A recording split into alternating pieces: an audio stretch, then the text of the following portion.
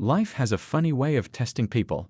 Sometimes the ones who appear strongest on the outside are fighting the hardest battles behind closed doors. That's how it was for Jenny, a brilliant software developer living in a quiet Seattle suburb.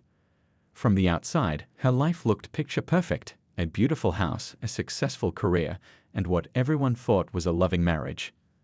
Every morning, she'd wake up at 6 a.m., brew her favorite jasmine tea, and spend a few peaceful moments on her back porch watching the sunrise. These quiet moments were her escape, her small piece of freedom before facing another day of walking on eggshells around her husband Tom. Tom wasn't always like this. When they first met at a friend's barbecue 5 years ago, he was charming, ambitious, and seemed to have his life together.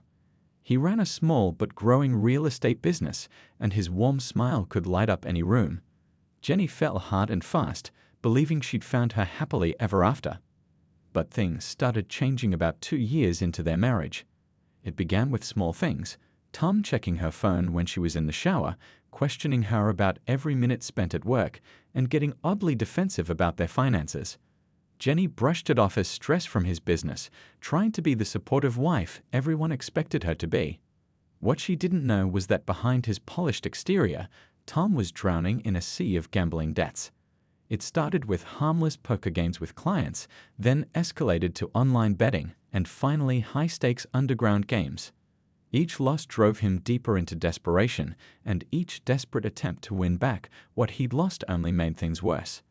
Jenny first noticed something was seriously wrong when their joint savings account was suddenly empty. Tom explained it away as a temporary business investment, promising huge returns. She wanted to believe him, but the knot in her stomach grew tighter with each passing day. Their once warm home became a prison of silence. The morning tea ritual became Jenny's only solace, her mind constantly running through calculations, trying to figure out how their comfortable life had unraveled so quickly. She'd catch Tom having hushed phone conversations that would end abruptly when she entered the room. The light in his eyes had been replaced by something darker, more desperate. At work, Jenny threw herself into coding, finding comfort in a logical world of ones and zeros where everything made sense. Her colleagues noticed she was staying later and later, but she'd brush off their concerned glances with a practiced smile. Just working on an exciting project, she'd say, knowing it was easier than explaining the dread she felt about going home. The breaking point came on a rainy Tuesday evening. Jenny was working late again when she received an urgent email from the bank. Several large transfers had been made from their emergency fund, money she'd been saving since before their marriage. Her hands shook as she read the numbers, each digit feeling like another nail in the coffin of their marriage. When she got home that night, the house was dark except for a single light in Tom's home office. Through the crack in the door, she could hear him speaking in low, pleading tones. "I just need more time. I can get the money. There has to be another way." Jenny stood frozen in the hallway, her wet coat dripping onto the hardwood floors. In that moment, she realized the man she married was no longer the same person who now haunted their home like a desperate ghost. What she didn't know was that Tom was about to make a decision that would change both their lives forever. A deal with the devil himself, in the form of Jenny's new boss. The rain outside grew heavier, drumming against the windows like a warning. Jenny quietly retreated to their bedroom, her mind racing with questions she was afraid to ask. Little did she know, this was just the beginning of a story that would test her limits, break her heart, and ultimately reveal a strength she never knew she possessed. The next morning arrived with a thick blanket of fog covering Seattle, matching the haze that had settled over Jenny's life. She sat at her usual spot on the porch, but her tea had gone cold, untouched. Her mind kept replaying Tom's desperate phone conversation from the night before. At work, things were about to get worse. The company had recently hired a new executive, Mr. Wilson, known for his aggressive management style and expensive suits that couldn't quite hide his predatory nature. He'd been eyeing Jenny's department for months, claiming it needed restructuring. That morning, Jenny's computer wouldn't boot up. When she called 8, they informed her that her access had been revoked. Her heart pounding, she was summoned to Mr. Wilson's corner office, all glass and chrome, cold as its owner's smile. "Please, sit down," he said, not looking up from his tablet. "We're making some changes." His voice was smooth as oil, just as slick and toxic. He slid a paper across his spotless desk. It was a transfer notice. She was being moved to a lower position with a 40% pay cut. Jenny's hands trembled as she read the document. But my project, my team. Her voice sounded small in the vast office. Your husband and I have come to an arrangement, Mr. Wilson said, finally looking up. His eyes held no warmth. He has some financial obligations that need resolving. This transfer is non-negotiable. The world seemed to tilt on its axis. Tom had sold her out. The gambling debts must have been worse than she imagined. Mr. Wilson had bought her career, her dignity, all to save Tom from his mistakes. Over the next few weeks, Jenny's life became a carefully choreographed dance of humiliation. Mr. Wilson moved her desk right outside his office, where he could watch her like a hawk. She was relegated to basic data entry, her coding skills wasted on mindless tasks. Her new workspace was cramped, the chair deliberately uncomfortable, a constant reminder of her fall from grace. Every morning, he'd find new ways to belittle her. Coffee's too hot. These reports are too slow. Your typing is too loud. Each criticism delivered with that same cold smile, knowing she couldn't fight back. The worst part was watching her former team members avoid her eyes in the hallway. They'd heard rumors about her performance issues, carefully crafted lies spread by management to justify her demotion. Only Pat, a junior developer, sometimes left encouraging sticky notes on her desk when no one was looking. At home, Tom acted like nothing had changed. He came home later and later, always smelling of expensive whiskey. When Jenny confronted him about the deal with Mr. Wilson, he exploded. You think I had a choice? Those people would have killed me. At least you still have a job. One rainy evening, while organizing Mr. Wilson's files, Jenny found something interesting, a misfiled email thread. Her hands shook as she read the messages between Tom and Mr. Wilson. The truth was worse than she imagined. Tom hadn't just sold her career. He promised Mr. Wilson would have complete control over her work life in exchange for paying off a gambling debt of $200,000 to some dangerous people. But there was more. Hidden in the email chain were hints of other deals, other lives Mr. Wilson had bought and broken. Jenny quickly took photos of the emails with her phone, her heart racing with each click. That night, instead of going home, Jenny sat in her car in the parking garage, rain drumming on the roof. She had choices to make. The easy path would be to run, leave Tom, leave the job, start fresh somewhere else. But something inside her had hardened. These men had played with her life like it was a poker chip, but they'd forgotten one crucial detail. In the world of computers and data, Jenny was the expert. She opened her laptop and began to type, her fingers flying over the keys. If they wanted to play games, she'd show them what a real player could do. The rain kept falling outside, but Jenny didn't notice. She was too busy planting the seeds of their destruction, one line of code at a time. 6 months crawled by like broken glass under Jenny's skin. Each day in that office felt longer than the last, but she learned to survive. She learned to keep her face blank when Mr. Wilson made his snide comments. She learned to type quieter, walk softer, and make herself almost invisible. But inside her mind, she was anything but quiet. Every night, after Tom passed out from drinking, Jenny documented everything. She recorded every interaction with Mr. Wilson in a private cloud account he couldn't access. She noted every inappropriate comment, every unreasonable demand, every time he made her stay late for no reason other than to show he could. Her digital diary grew, encrypted and secure, waiting for the right moment. Pat, the junior developer who'd been leaving her encouraging notes, turned out to be a blessing in disguise. One day, while getting coffee, Pat whispered, "I've seen this before." He did the same thing to someone at his last company. She ended up quitting the industry entirely. That conversation changed everything. During lunch breaks, Jenny and Pat would meet in the building's old library, where nobody ever went. Pat shared stories about Mr. Wilson's previous victims, while Jenny explained about Tom's gambling and the devastating deal. Together, they began gathering evidence, carefully and quietly. "Your coding skills are worth 10 of him," Pat said one day, watching Jenny mechanically enter data. "And you know what? The system logs everything. Every file access, every email, every keystroke. They think we don't know, but we do." Jenny's eyes lit up for the first time in months. Of course, the system logs. As a former senior developer, she knew the network better than anyone. That night, she began writing a program that would help her track patterns in the company's digital paper trail. But life at home was getting worse. Tom's behavior became more erratic. Some nights he'd come home crying, begging for forgiveness. Others, he'd rage about how Jenny had never supported his dreams, how she was ungrateful for his protection from the loan sharks. The man she'd fallen in love with had vanished, replaced by a stranger she barely recognized. One evening, Jenny found a bruise on her arm from where Tom had grabbed her during an argument. She photographed it, added it to her growing file of evidence, and finally did something she should have done months ago. She called her older sister. Her sister had moved across the country years ago, right after Jenny married Tom. "He's bad news," she'd said back then. Jenny had defended him, cut off contact. Now, listening to her sister's voicemail, she wondered how different things might have been if she'd listened. At work, Mr. Wilson's behavior was escalating. He started insisting Jenny accompany him to client meetings, where he'd introduced her as his personal assistant rather than the skilled developer she was. During one meeting, he placed his hand on her shoulder, letting it linger there while he spoke to clients. Jenny felt sick but kept her face neutral. That night, she added another entry to her log. Pat noticed Jenny's increasing distress and introduced her to an online support group for workplace harassment survivors. There, hidden behind a username, Jenny found her voice again.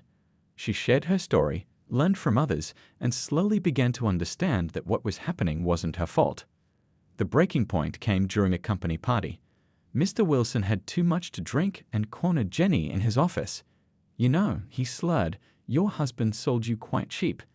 I could have offered half what I did." He reached for her face, but Jenny was done being afraid. She stepped back, phone recording in her pocket, and said clearly, "Don't touch me. Ever."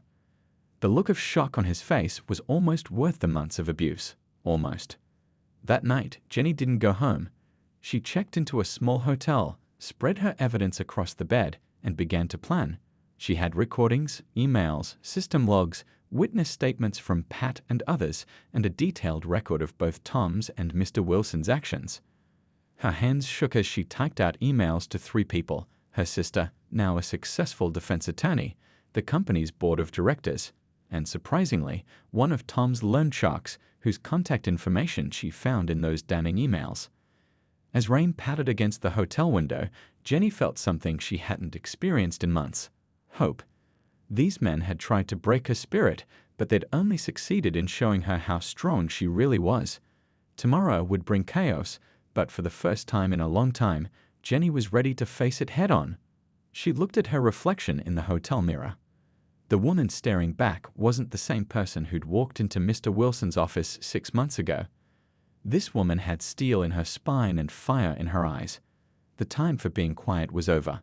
Tomorrow, the world would hear her roar. The morning light crept through the hotel curtains, finding Jenny already awake, staring at her phone. She'd sent those 3 crucial emails last night, and now her inbox was exploding. The board wanted an emergency meeting. Her sister was catching the next flight out, but most surprisingly, she'd received a response from the loan shark, a woman named Mrs. Lin. "Your husband's debt is just the tip of the iceberg," Mrs. Lin's email read. "We've been watching Mr. Wilson for months. Perhaps we should meet." Jenny's hands trembled as she got ready for work. She chose her plainest black suit, pulled her hair back tight, and wore no makeup. Today wasn't about looking pretty. Today was about being bulletproof. The office was buzzing when she arrived. Word had somehow leaked about her emails to the board. Mr. Wilson's secretary was frantically shredding documents, while personnel swarmed his office like ants, securing computers and files. Pat met her at her desk, eyes wide. "They suspended his access to the servers an hour ago. Jenny, what did you do?" Before she could answer, security arrived to escort her to the conference room. The board members sat around the massive table, their faces grim. They'd been going through her evidence all morning: the recordings, the emails, the logs showing how Mr. Wilson had systematically harassed and demoted multiple employees over the years. "Ms. Chen," the board chair began, "what you've brought to light here, it's extensive, but why didn't you come forward sooner?" Jenny took a deep breath. because I needed to expose the whole system, not just one man's actions. This isn't about a single bad boss. It's about how money and power are used to silence people. She laid out everything: Tom's gambling debts, the deal with Mr. Wilson, the pattern of abuse, and most importantly, the other victims she'd discovered. 2 former employees had already reached out after hearing rumors of the investigation, ready to tell their stories. The meeting was interrupted by commotion outside. Mr. Wilson had arrived, drunk and furious. He was shouting about conspiracies and ungrateful employees. Security had to escort him out, his expensive suit wrinkled, his carefully maintained image crumbling. By afternoon, Jenny's sister arrived, bringing with her a team of lawyers specializing in workplace harassment and financial fraud. They set up in a nearby hotel, transforming a suite into a command center for what was becoming a major case. Then came the meeting with Mrs. Lynn. She wasn't what Jenny expected, an elegant woman in her 50s with kind eyes and a steel spine. She brought files showing how Mr. Wilson had been using the gambling debts of desperate people to gain control over them for years. Tom wasn't the first, just the latest in a long line. "Your husband tried to sell what wasn't his to sell," Mrs. Lynn said simply. "But you did something different. You fought back smart. We respect that." As they talked, Jenny's phone buzzed constantly. News of the scandal had leaked to the press. Mr. Wilson's previous victims were coming forward. The company's stock was taking a hit, but the board was already talking about major reforms. Tom hadn't come home last night either. Police found him trying to board a flight to Mexico, carrying a bag full of cash, money he'd stolen from his real estate clients. They arrested him at the gate. By evening, Jenny was exhausted but couldn't rest. She sat in her sister's hotel room, watching the sun set over the city. Her life had exploded into chaos, but somehow she felt calmer than she had in months. "What happens now?" her sister asked, bringing her a cup of tea, jasmine, just like she used to drink on her porch in the mornings. Jenny took a sip, considering. The board had offered her old job back, with a promotion and back pay. Mrs. Lynn had suggested an interesting business proposition. The lawyers were talking class action lawsuit. The possibilities stretched out before her like roads on a map. "Now," Jenny said, "we make sure this never happens to anyone else." Her phone buzzed again. Pat, sharing news that more employees were coming forward, not just from their company, but from Mr. Wilson's previous workplaces. The story was growing, becoming something bigger than just her fight. Outside, the city lights began to twinkle on, one by one. Jenny remembered how trapped she'd felt just days ago, but now the night sky looked full of possibilities. The battle wasn't over. There would be court cases, testimonies, and hard days ahead. But she wasn't alone anymore, and she wasn't afraid. This wasn't just about revenge or justice. It was about changing a system that protected people like Mr. Wilson and Tom while crushing people like her. It was about standing up and saying enough. Jenny opened her laptop and began to type. She had a story to tell, and this time she would make sure everyone heard it. The next 3 months passed in a whirlwind of legal meetings and testimonies. Jenny's sister had assembled a team of lawyers who worked from a makeshift office in a downtown hotel suite. Papers covered every surface, and the smell of coffee hung permanently in the air. What started as one woman's fight quickly grew into something much bigger. Pat had been busy too, reaching out through technology forums to find more of Mr. Wilson's previous victims. They discovered a pattern going back 15 years, spanning 3 companies. The stories were all similar: debt, manipulation, abuse of power. Mrs. Lynn proved to be an unexpected ally.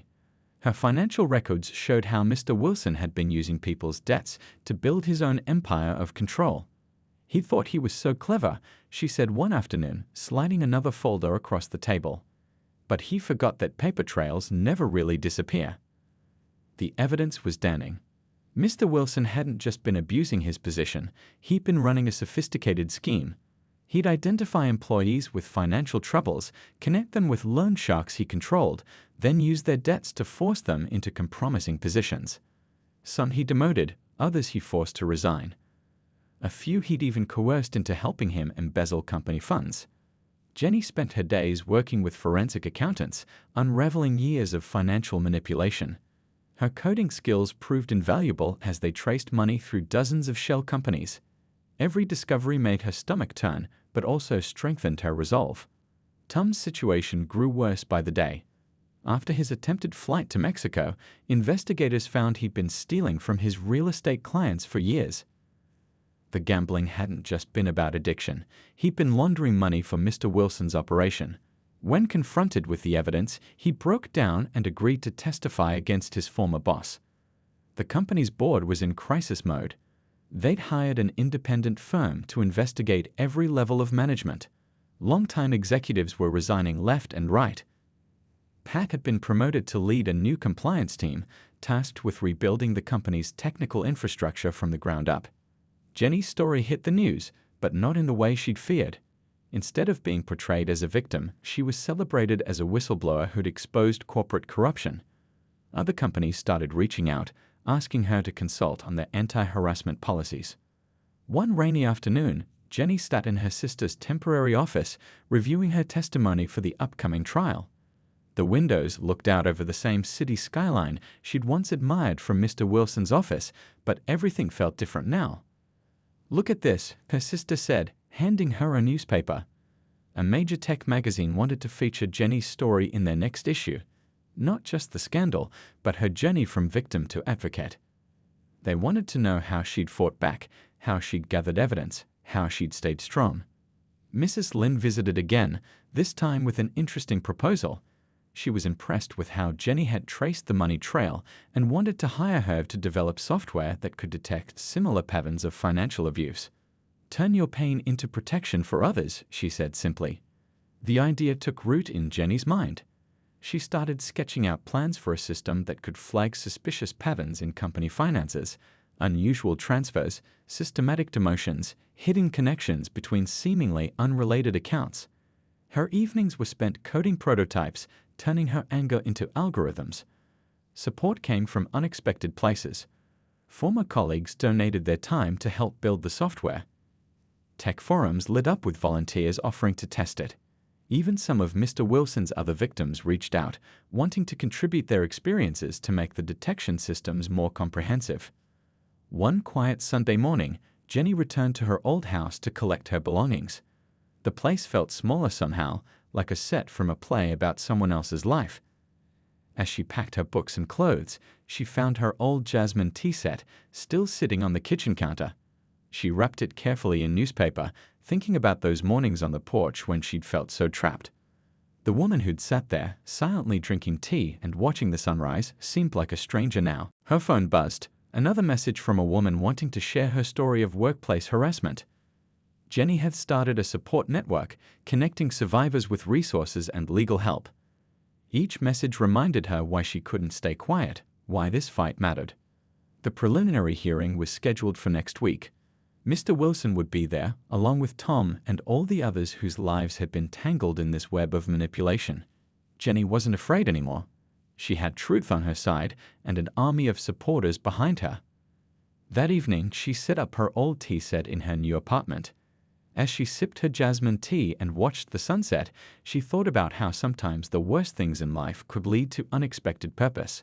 She hadn't asked for this fight, but she was ready to see it through, not just for herself, but for everyone else still trapped in silence. The courthouse stood tall against the morning sky, its stone steps already crowded with reporters and cameras.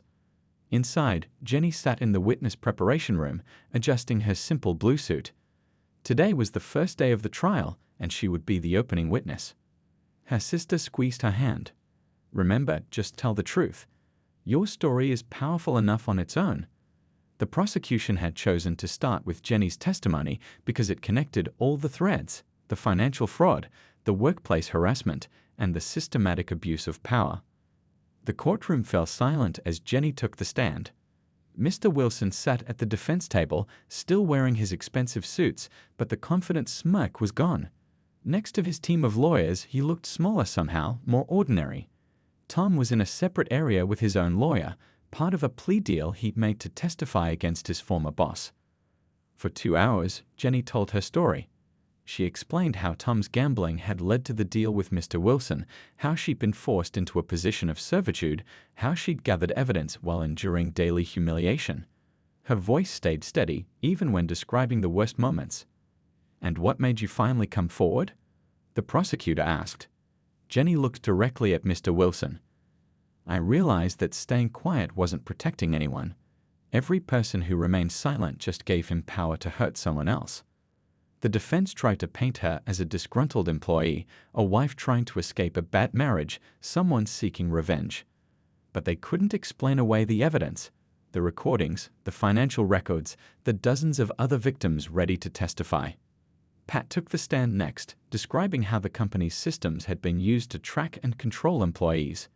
The technical details were complex, but Pat had a way of making them clear to the jury. The pattern was undeniable. Mr. Wilson had built a digital cage for his victims. Mrs. Lynn's testimony proved crucial. She revealed how Mr. Wilson had used her business as a front, connecting vulnerable employees with predatory loans, then using their debts to manipulate them. Her detailed records showed millions of dollars flowing through shell companies, leaving a trail of broken careers and lives. During a lunch break, Jenny stood in the courthouse bathroom, splashing water on her face. A young woman approached her, one of Mr. Wilson's victims from 5 years ago. "Thank you," she whispered. "I thought I was alone. I thought no one would ever believe me." The trial lasted 3 weeks. More victims came forward, each story adding weight to the prosecution's case.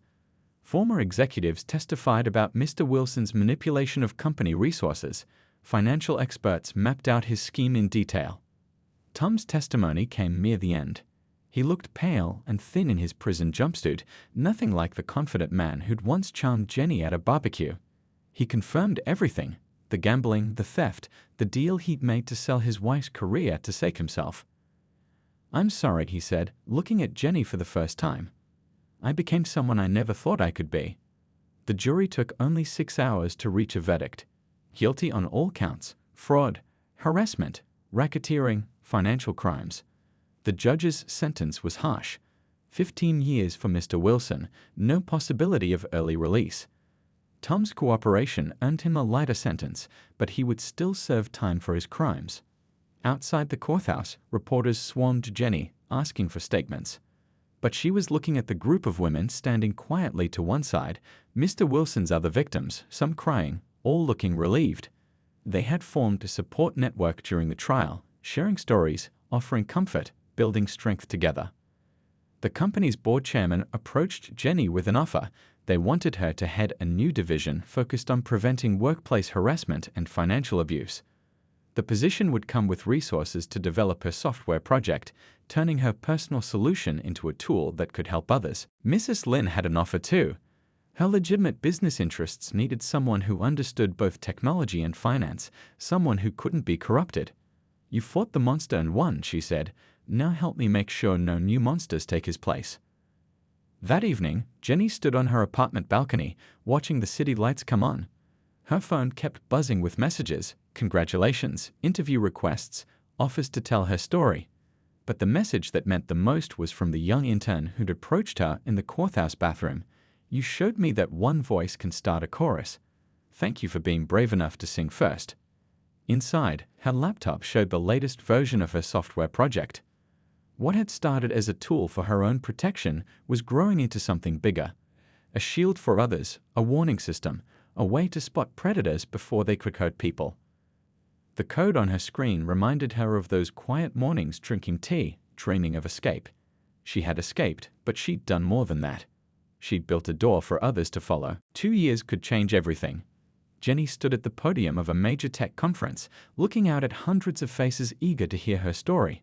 Her software company, Phoenix Shield, had just launched its third major product, an AI-powered system that could detect patterns of workplace harassment and financial abuse before they escalated. The journey hadn't been easy. After the trial, she'd faced months of challenges building her company from scratch. But she wasn't alone anymore. Pat had joined as her technical director, bringing years of experience and unwavering loyalty. Together, they'd assembled a team of survivors and allies, each bringing their own expertise and determination to the mission. "When I was trapped in that office," Jenny told the audience, "I never imagined I'd be standing here." But that's the thing about rock bottom, it can become your foundation. Phoenix Shield had started small, working with local companies to implement anti-harassment systems. Word spread quickly. Their software didn't just track complaints, it identified subtle patterns of behavior that often preceded abuse of power. Human resources departments loved it because it helped them spot problems early. Employees loved it because it gave them a voice. The company's office culture was everything Mr. Wilson's had not been. They had flexible hours, mental health support, and a zero-tolerance policy for harassment. Every employee owned shares in the company, making them all invested in its success. The walls were painted with phoenix murals, reminding everyone that strength could rise from ashes. Mrs. Lin had kept her promise, becoming both a mentor and a business partner. Her connections helped Phoenix Shield expand internationally, reaching companies across Asia and Europe. She often joined Jenny for tea, sharing wisdom about navigating the business world while maintaining one's integrity. One morning, Jenny received an unexpected email. The company that had once held Tom's gambling debts was facing bankruptcy.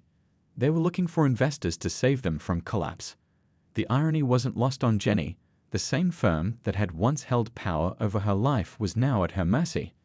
After careful consideration, she bought the company at a premium price. Her first act as owner was to transform it into a support center for gambling addiction and financial counseling. The old loan sharks were replaced by counselors and financial advisors. She kept the name, though, as a reminder of how far she'd come. Pat had blossomed too, becoming a respected figure in the tech community. The compliance team they'd built at their old company had become a model for other corporations. Now, Pat traveled the world, teaching other companies how to protect their employees from abuse of power. The support network that had formed during the trial had grown into a global movement. Women and men who'd faced similar situations found strength in sharing their stories. Jenny's software gave them tools, but the community gave them courage. Tom wrote to her once from prison. His letter expressed genuine remorse and spoke of the counseling he'd received. Jenny wished him well, but didn't reply. Some chapters needed to stay closed.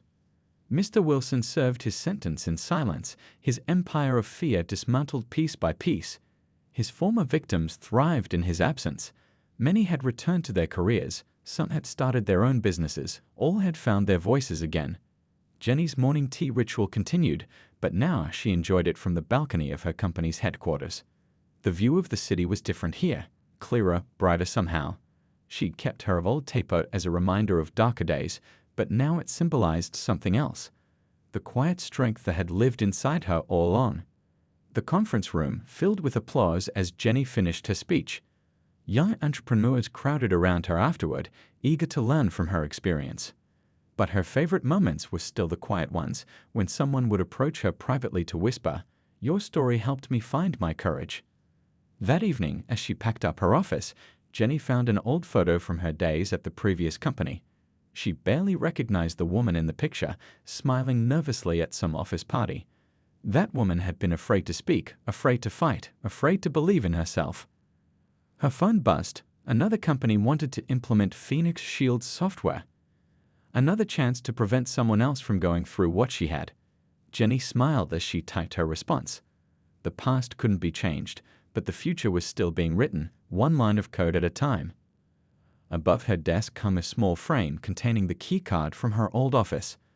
Below it, a simple quote, "Sometimes the worst storms help us find our brightest rainbows." She touched the frame gently, remembering everything it had taken to get here.